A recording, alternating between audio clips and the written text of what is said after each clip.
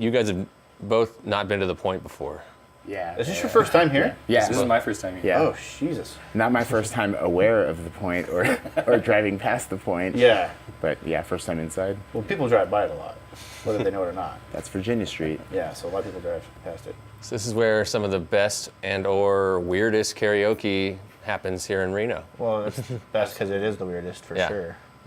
This has a really dreamy vibe in here, and it's the reason I keep coming back is because I just feel strange every time I'm in here, and like I need that feeling. I'm devoid of it if I'm somewhere else. Gotcha. That's awesome. Yeah. That's awesome. It's also like got a vibe too. Like it's something that Pete said in the previous segment. It's got a vibe. Like if you tell your group we're going to the Point, then that's a special night. Yeah. Like everyone's like, oh, it's one of those. Okay. We're going to feel real bad about ourselves tomorrow. Neat. Can't wait. I see so many people that I don't know sing here. So that kind of speaks to its comfortability and niceness and Singing in the shower. Yeah. Karaoke at the Point. At the Point. Well, Being it'll in be a fun cover because you'll band. be Lawler here. Event You'll be here with Center. your Yeah. little crew, like having a good time. And I remember, like on more than one occasion, like Clint Newberg would come in and do like "Rich Girl." Yeah. And just go and get some Hall & Oates Hall and & then Oates. leave. He'd show up, cut in line, bust out some Hall & Oates. Everyone would go nuts, and he'd just be out. And I'm just picturing he's like in the car with his wife. He's like, I got to make a stop real quick, guys. Yeah, Just leaves the car running. I gotta do this. yeah, Ice cream and milk in the car. yeah. And they're still fine because he was only here for the runtime of that song. I'll be back in 6 right. minutes and 32 seconds, guys. Exactly. Time me. Yeah. He's actually the guy who kind of hit me to it, the Point too. So just through Facebook and stuff. He was posting a lot of pictures and saying it's the coolest place to be and it's fun. So Yeah. No, he's a good dude. So Reno and stuff. Oh, we're gonna talk about Reno music. Yeah, now. we're talking about Reno music. Okay, let's do that. Reno. So you guys like Reno? You guys like music? Yes. Cover the bases. Yeah. Done. Thank you. How about you, Suda? More or less with the Reno thing, but music definitely yes. Okay. Yes. Huh. Yeah. All right. Well, that was good. Thanks for being on. Awesome. Well, how long have you guys been playing music in Reno? In Reno. Or just in general? I mean, you were playing music, like, when you started, you were in Reno, right? Yeah. Yeah. So Yeah. that Was a works young- either way I say it. For about 15 years. Okay. Probably. Yeah. How old are you? 27. Okay. Damn. How about you, Suda? I'm 37 and I've been playing an instrument, a rock and roll instrument since I was 17, so Okay. Let's do the math. 20. Yeah? Yep. It's a while. I was a band kid, so Oh. 13-year-old playing trombone. Oh. Is Works that what in you're doing? Are Scotland. you guys just doing the arms race back and forth? Well, I have actually been playing. Well, Yeah, I know. I'm ready for my next I did. one up. And I did see that photo of you. oh yeah. Oh my God. I thought Oh, like yeah, that real was bad. awesome. It's real That was embarrassing. awesome. life. Man. Yeah. Yeah. You got thug beat life. up a lot, huh? No. What? I was a band kid. Yeah. What school did you go to? Douglas. So they don't beat up band nerds in Douglas? No. The thing is, if you're a band nerd, then the whole band has your back. It's true. That can be Right, like between right. 20 No, but they're and 90 band people. nerds. And you just hang out in the band room. So you have your Yeah. own fortress. You're never alone. Yeah. It's a subculture. That's true. You're cool amongst that group, then you're fine. It's a community. And that's it. You definitely don't want to be the dork amongst the band nerds. Yeah. That's the lowest of The bass player. Tough to do. The bass player of the school band. Just quit. But I don't have the money. Eric's money bags. He offered. He did, didn't he? I can't do it, man. Dude, I wear the hat through the whole show. Pedal, I might only use one song. So.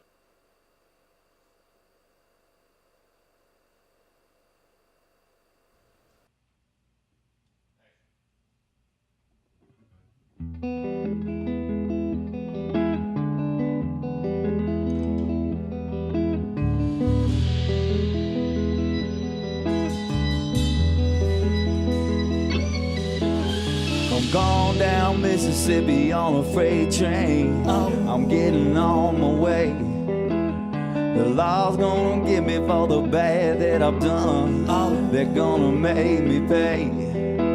And I'm wondering, oh, I'm wondering if I can get away.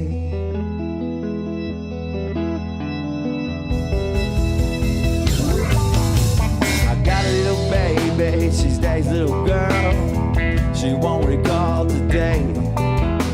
She's gonna grow up without a daddy around to chase all them dirty boys away. And I'm wondering, oh, she'll be wondering why her daddy's gone away.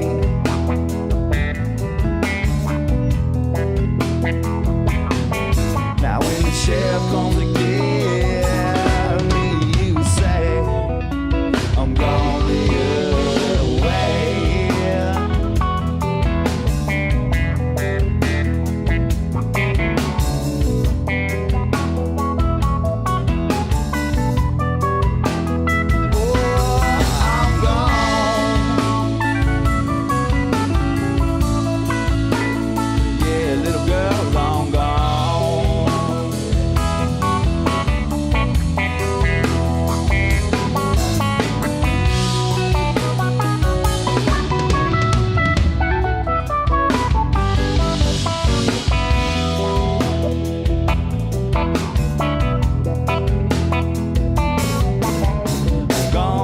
Mississippi on a freight train. I'm getting on my way. The man's gonna get me for the bad that I've done. That's all I got time to say. And I'm wondering, oh Lord, I'm wondering if it's too late to pray. 'Cause I get on my knees and pray today. Now when the sheriff comes again, I'm gonna be away. I'm gonna be away. I'm gonna be away. I'm gonna be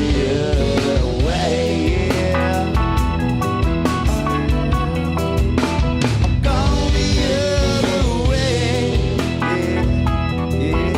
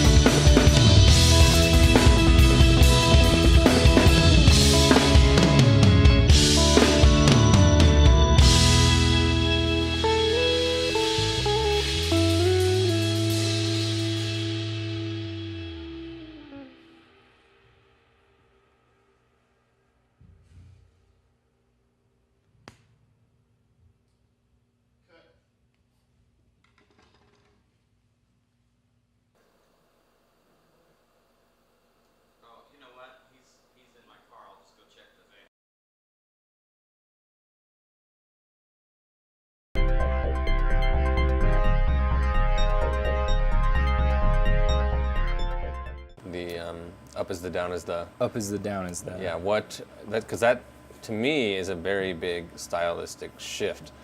Yeah. We had a very kind of rootsy, lots of acoustic instruments, folk-based music, and when you're going, you've got drum pads, you've got loop pedals all over the place.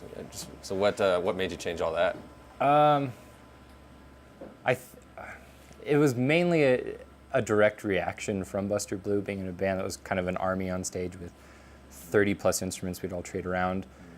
And I was just done playing acoustic guitar. I was done playing certain folk forms. I was, done playing with a full ensemble and worrying about, someone's part and how it fits in. And I was just trying to figure out how to make an aesthetic that I really enjoyed listening to.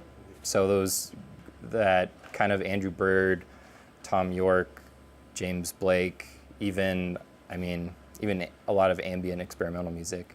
It's that kind of atmosphere that it makes, and trying to make that with that reaction from not being in Buster Blue anymore. And it was a lot of experimentation. It was playing in any type of room I possibly could just to see how it worked and to pick sound guys' minds. How, where's the looping aspect? How early was that, incarnated in the band? Was that early? That was kind of how the basis of it. A lot of messing around in your bedroom kind of thing. Yeah. And then putting a song on top of that and how to incorporate, using it not just something to play on top of, but how to actually arrange and compose, using that as an instrument, not just something to play to. That's been the most amazing thing to me about Up Is the Down is the complexity of the arrangement of the songs and the performance of those songs by one person with the looper pedals and stuff like that. It's like, wow, this is not a one-person thing. It feels so broad. Yeah, are you kind of being you kind of have to think like a drummer, as a bass player, as a guitar player, or even another kind of maybe more melodic instrument or whatever, as well as singing? Yeah, definitely. A big thing, not having that that bass aspect kind of put me in a mindset of trying to work with those frequencies just from my voice and the guitar. So I'm thinking of it as, okay, what's the lowest frequency I'm having? Where should I put that in the arrangement? Yeah. Rather than, okay, the bass comes in here.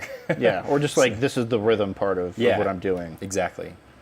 It's more piecing puzzles together, and the biggest thing is trying not to make it kitschy or, the looping artist. And no offense to those musicians, and they're all great, but I don't want it to be a...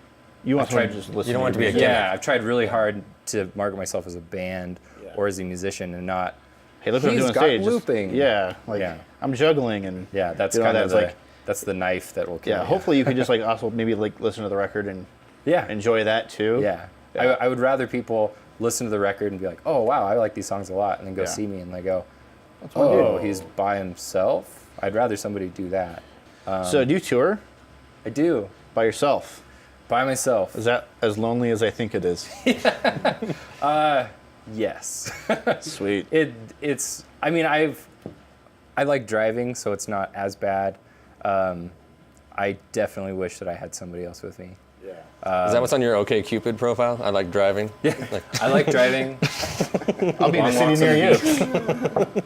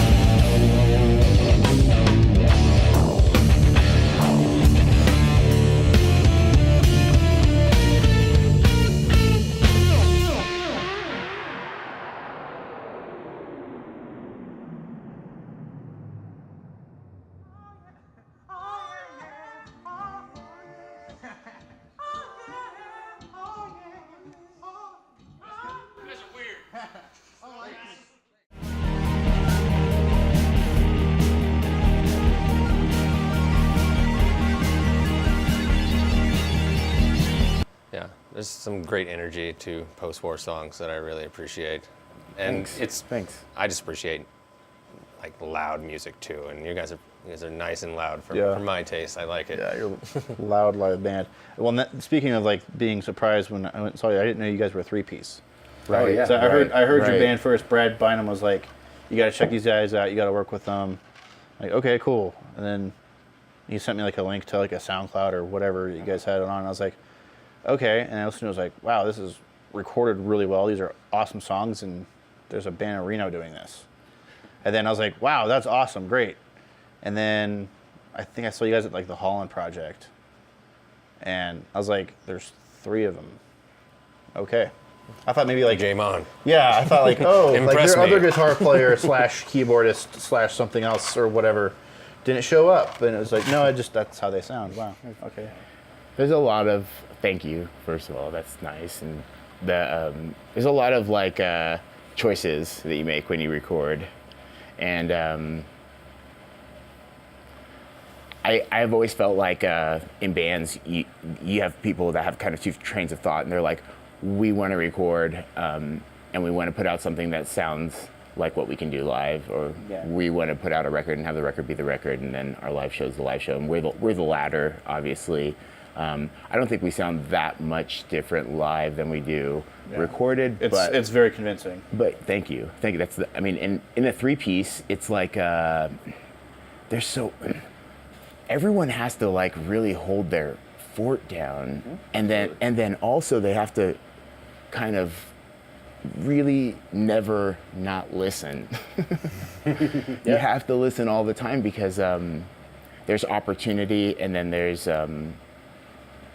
the lack of sound that creates for a larger sound and dynamic change.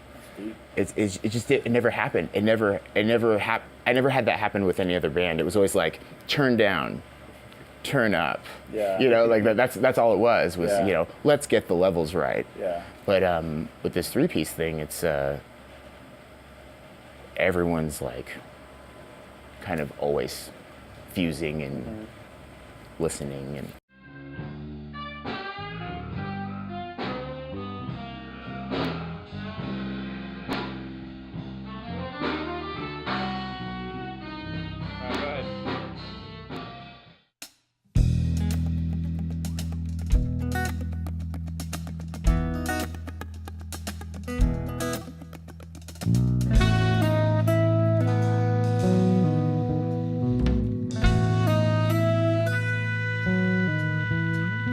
Something in all that you do, there's this fire in your eyes, that's just you.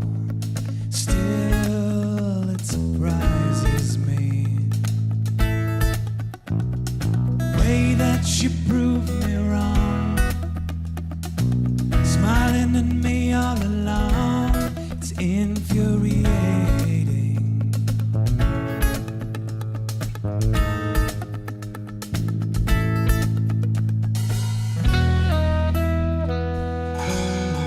Well, I can't keep my mind from thinking that I've been nothing but blind till now. In this moment in time, you're purely divine, or as close as I want you to be anyhow. Girl, it's you.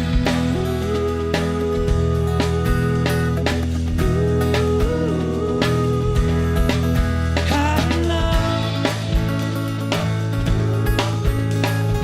Oh, oh.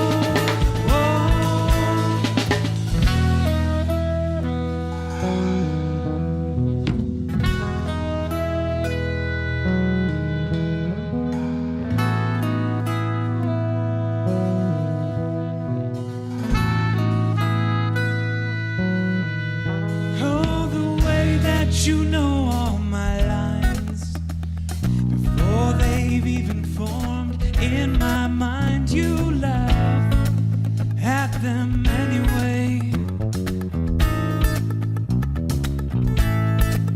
And when I squeeze your hand, I'm hoping that you'll understand. I'd be with you any day. Well, I can't keep my mind from thinking that I've been nothing but blind till now. In this moment in time, you are purely divine. Hold as close, want you to be anyhow. Girl, it's you.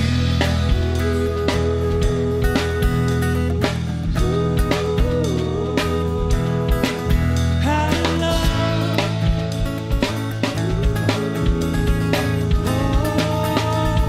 Oh, girl, it's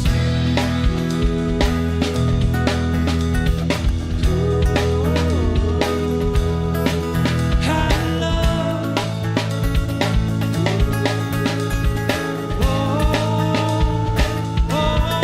Well, I can't keep my mind from thinking that I love you.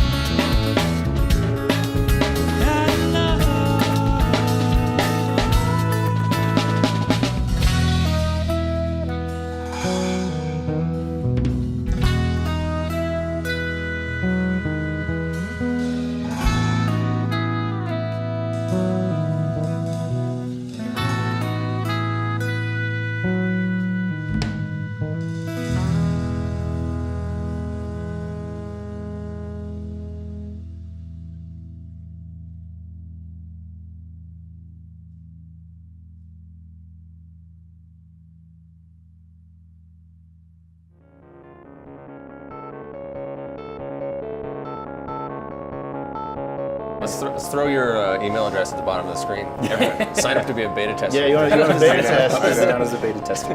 Yeah. Send your list of influences and what you're currently listening to. Yeah. And then just put on social media exactly what you think. Yeah. Hey, you know you're gonna put out this record? Yeah? Don't. This is terrible.